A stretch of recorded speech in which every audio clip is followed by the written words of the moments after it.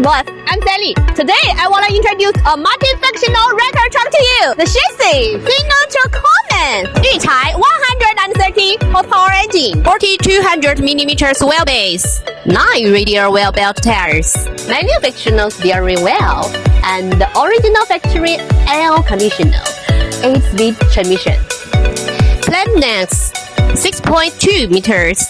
Thickness of the base plate is 6 millimeters. Bottom swing 20 meters dual wheel rope. The overall vehicle anti-corrosion process makes the vehicle more useful. The superstructure is equipped with XCMG 3.2 tons 40-arm crane. Maximum radius 7.3 meters.